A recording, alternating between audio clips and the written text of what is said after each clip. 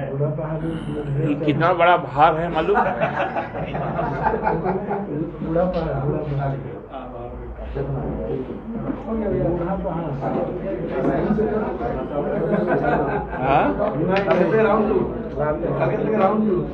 Round to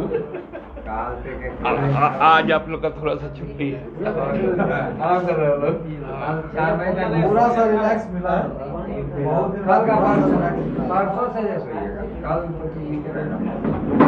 कल तो वो आने वाले हैं।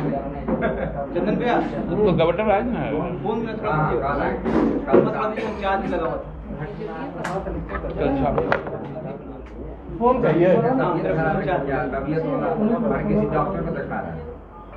नहीं, उनका नहीं है, उनकी भाई पत्नी। नहीं एकदम नहीं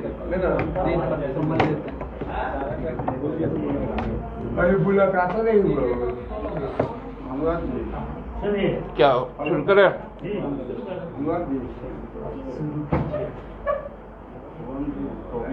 दो रंजीत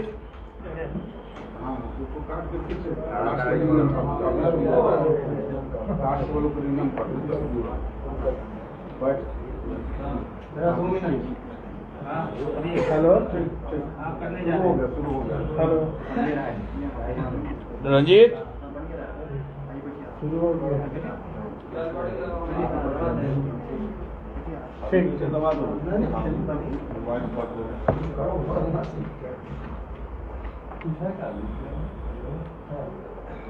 पीछे मोबाइल होगा पीछे।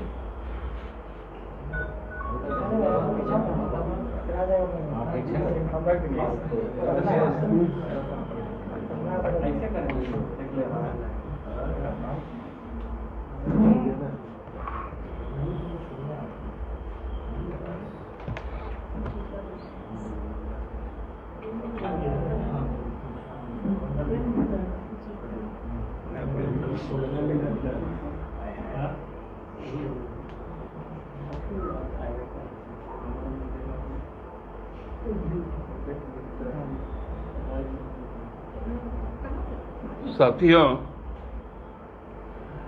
प्रकृति पर्व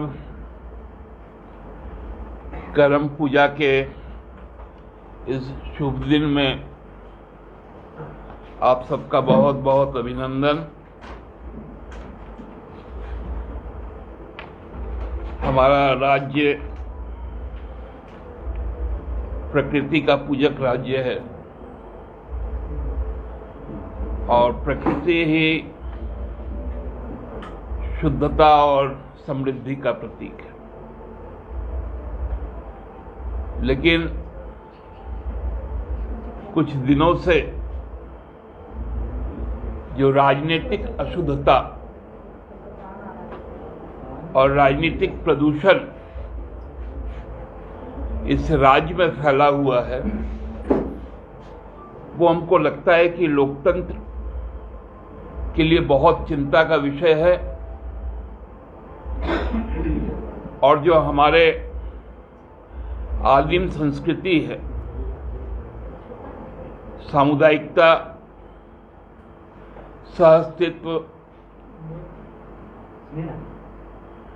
इन सब चीजों पर एक प्रत्यक्ष हमला भी है। कुछ चीजें ऐसी होती हैं जो संवैधानिक संस्थाएं अपने सर्वोच्च प्राथमिकताओं में रखती हैं, जिसमें गोपनीयता भी एक बड़ी अहम चीज है। माननीय मुख्यमंत्री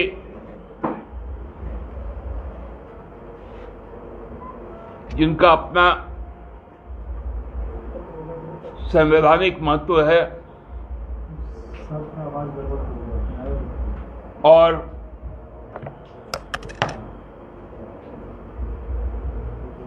उनके कार्यालय से प्रेषित जो पत्र होते हैं वो गोपनीयता की श्रेणी में आते हैं। चुनाव आयोग ने भारतीय जनता पार्टी के कुछ शिकायत पर माननीय राज्यपाल जी को एक ज्ञापन सौंपा था। वो ज्ञापन माननीय राज्यपाल जी ने चुनाव आयोग से मंतव्य के लिए भेजा। चुनाव आयोग भारतीय जनता पार्टी से भी और हेमंत जी से भी कुछ स्पष्टीकरण जानना चाहा। उसी क्रम में माननीय मुख्यमंत्री जी ने अपने ऑफिशियल डॉक्यूमेंट में, जो ऑफिशियल लेटर हेड है, उस पर चुनाव आयोग को अपनी बातें कही।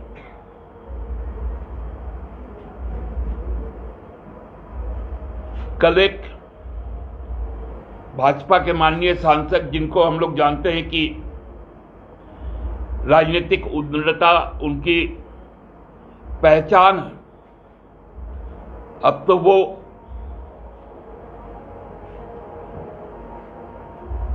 ऑफिस ऑफ सीक्रेट एक्ट का भी उल्लंघन करने लगे। उन्होंने 2 पत्र ट्विटर के जरिए जारी किया, जो चुनाव आयोग को प्रेषित था। एक पत्र में माननीय मुख्यमंत्री जी का फुल सिग्नेचर था और एक पत्र में उनका इनिशियल सिग्नेचर था। ये चुनाव आयोग को प्रेषित पत्र है, ये किसी सांसद को प्रतिलिपि नहीं दिया गया। वो दोनों पत्र बाहर कैसे आ गए, ये बहुत बड़ा चिंता का विषय है। अब चुनाव आयोग भी यदि गोपनीयता नहीं संभाल पा रही है, उनको जो प्रेषित पत्र जाते हैं वो भी सांसद के हाथ में पहुंच जाता है, तो ये संयोग नहीं है, इसको संयोग नहीं मान सकते। हम लोग मान सकते हैं कि संवैधानिक संस्थाओं पर अब भारतीय जनता पार्टी का प्रत्यक्ष कब्जा है।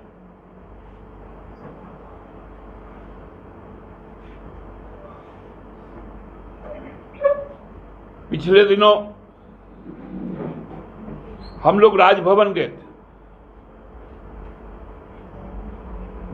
माननीय राज्यपाल जी ने कहा था कि मैं 2 दिन के अंदर, जिसका ऑफिशियल कम्युनिकेशन आपके पास भी आया था, कि अति शीघ्र हम अपना मंतव्य चुनाव आयोग को भेज देंगे।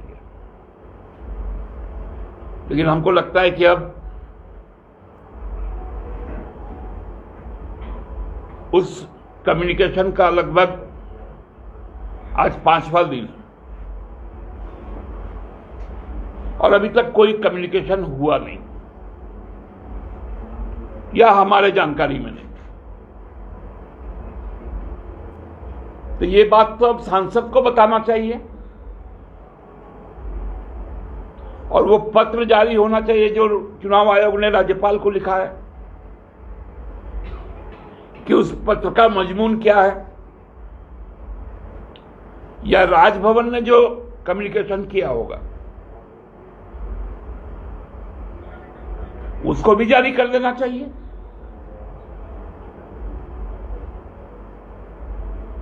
क्योंकि अब तो लगता है चुनाव आयोग अपना हर काम गोड्डा के सांसद से पूछ के करते हैं। ये कौन सा भद्दा मजाक है?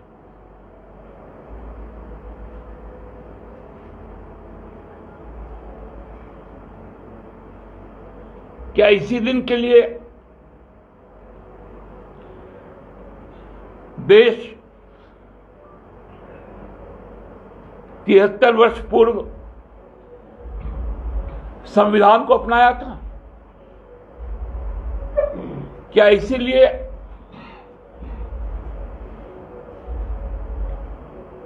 उन्नीस सौ 1951 में चुनाव आयोग बनता है और 52 से जनरल इलेक्शन होता है? ये बहुत गंभीर बात है।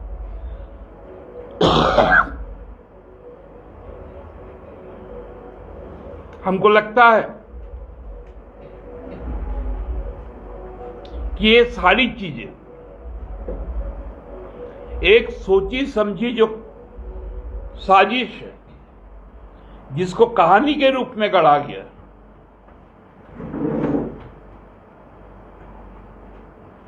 कल ही विश्वास मत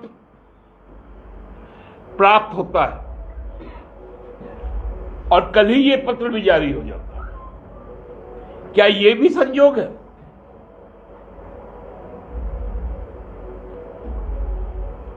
अफवाह फैलाया जाता है कि गठबंधन में एका नहीं है।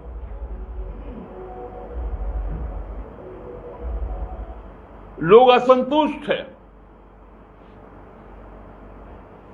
उसकी पुष्टि के लिए विधानसभा बुलाया जाता है और वहां दिखाया जाता है कि जो चुनाव पूर्व गठबंधन हुआ था, उस गठबंधन से भी ज्यादा मजबूत आज की सरकार है।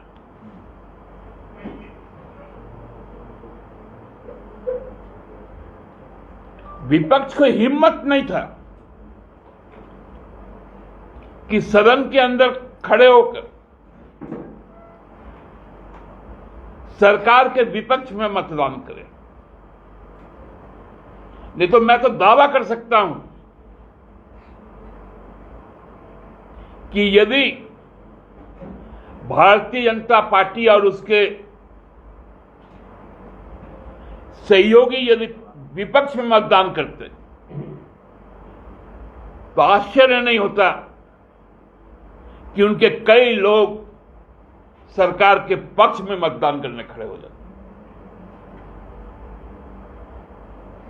इसलिए उन्होंने वॉकआउट करने का काम किया।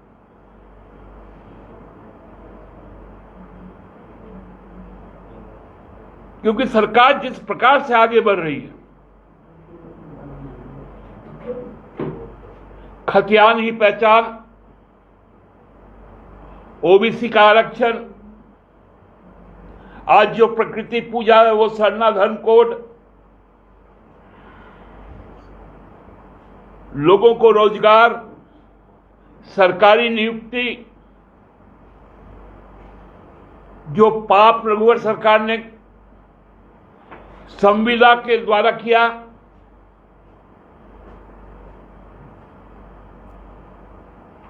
उसमें सुधार, हर लोगों के चेहरे पे खुशी, यहां के आदिवासी, मूलवासी, दलित, अल्पसंख्यक बच्चे जो आर्थिक रूप से कमजोर हैं, उनकी विदेशों में पढ़ाई,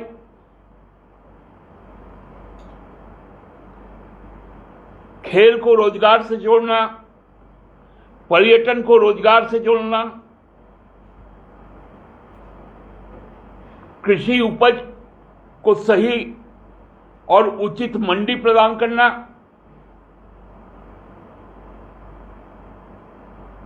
महिलाओं का सशक्तिकरण,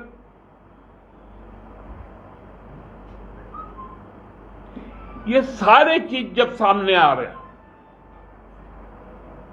तो इनकी घबराहट, और इसी घबराहट का नतीजा है कि संवैधानिक संस्थाओं पर प्रत्यक्ष कब्जा करो और कब्जा करके लोकतंत्र का प्रहसन बनाकर अपना शासन कायम करो। लेकिन मैं भारतीय जनता पार्टी को याद करवा देना चाहता हूं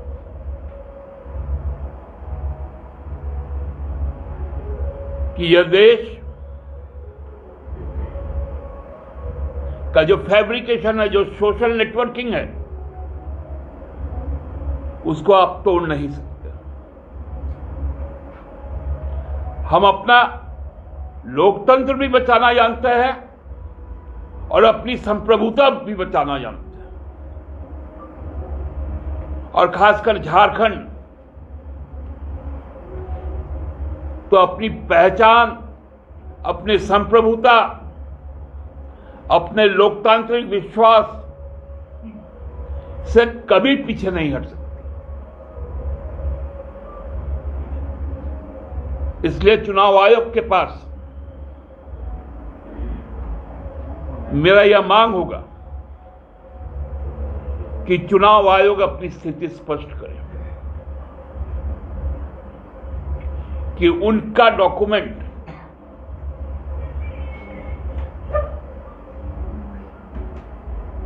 उनको प्रेषित पत्र जो कॉन्फिडेंशियल एंड ऑफिशियल है, वो किसी प्राइवेट हाथ में कैसे जा सकता है। और यदि चल गया है तो उसके जो जिम्मेवार लोग हैं उन पे सख्त से सख्त कानूनी कार्रवाई करें। धन्यवाद। दादा, ये जो सियासी तूफान थी, ये क्या विश्वास मत के बाद पूरी तरीके से थम गया है या थोड़े वक्त के लिए ठहराव? देखिए, बदनीयती का कोई लिमिट नहीं होता और भारतीय जनता पार्टी की बदनीयती किस पराकाष्ठा पर जाएगी उसका प्रेडिक्शन नहीं किया जा सकता। ये जब जब राजनीतिक तौर पे हारते हैं तब तब ये और छटपटा जाते हैं। इसलिए हम लोगों को इंतजार करना चाहिए। तो हर परिस्थितियों के लिए आप लोग तैयार हैं? कब किस परिस्थिति के लिए हम लोग तैयार नहीं रहे? आप जिस प्रिडिक्शन की बात कर रहे हैं, मैं तो कह रहा हूं हर परिस्थिति के लिए हर वक्त। कल हेमंत जी ने कहा कि हम जीते हैं शान से, विरोधी जलते हैं हमारे काम से, इसलिए हम तैयार हैं। अभी असल खेला तो स्टार्ट हुआ ही नहीं है। जो राज्यपाल हैं, राज्यपाल कल दिल्ली से आएंगे और असल खेला तो कल के बाद से प्रारंभ होगा। ऐसे में आप लोग पहले ही सारा कुछ कर दिए, वार्म अप में ही खिलाड़ी को इतना थका दिए कि शायद मैच होगा तो अब क्या होगा ये नहीं कहा जा सकता। देखिए, यही तो विडंबना है कि राजनीति भी अब खेला हो गया। तो खेला होगा तो खेला होवे, हम भी तो जानते खेलना। और हम लोग तो ऐसा खेल खेलते हैं जिसमें अगला को मालूम ही नहीं चलता है कि वो कब हार गया। इस सदन के अंदर कल मुख्यमंत्री साहब ने कहा कि हम लोग ओबीसी और 1932 को लेकर आगे बढ़ेंगे। हालांकि मानसून सर हम लोगों को याद है कि उन्होंने 1932 को लेकर कहा था कि अगर इसको हम लोग इम्प्लीमेंट करने की कोशिश करेंगे तो ये कोर्ट में चैलेंज हो जाएगा। तो ये बदला हुआ रुख क्या है इसके पीछे? देखिए मित्रवर, मैं आपको बता रहा हूं, ये हम लोगों ने अपने हर वक्त कहा है। 32 तो एक अलग इशू है। हमने कहा है कि खतियान ही पहचान, और हम उस दिशा में आगे बढ़ेंगे।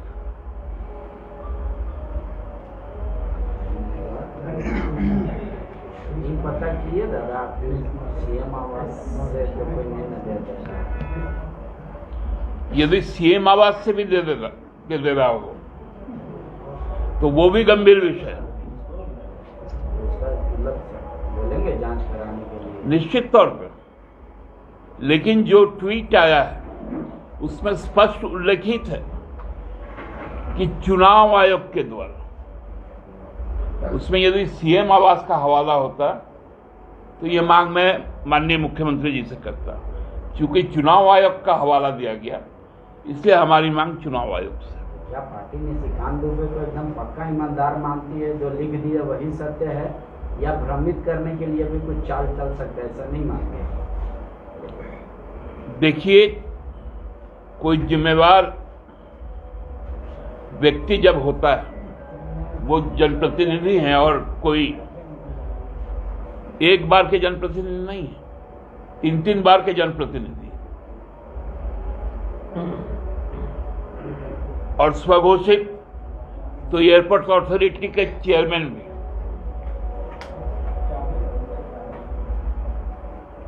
तो इसलिए पहली बार इस राज्य में या इस देश में हम लोगों ने देखा है कि फ्लाइट का दरवाजा बंद होने के बाद दरवाजा फिर से खुलता है बिना इमरजेंसी का, और उसमें से कोई नंगे पांव निकलता है, और उनका जो 2 चप्पल था वो इतना भारी था कि उनके 2 बेटा 2 हाथ से एक चप्पल उठा के उनके पीछे भाग रहे थे।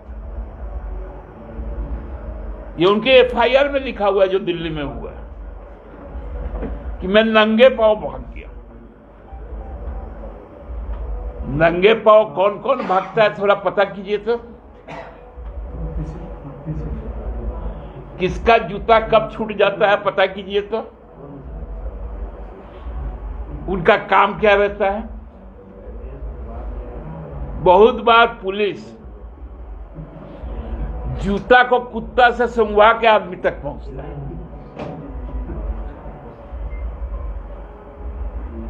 तो इसलिए जूता छूटना भी एक बड़ा गंभीर विषय है। दादा, एक अलग प्रश्न है मेरा।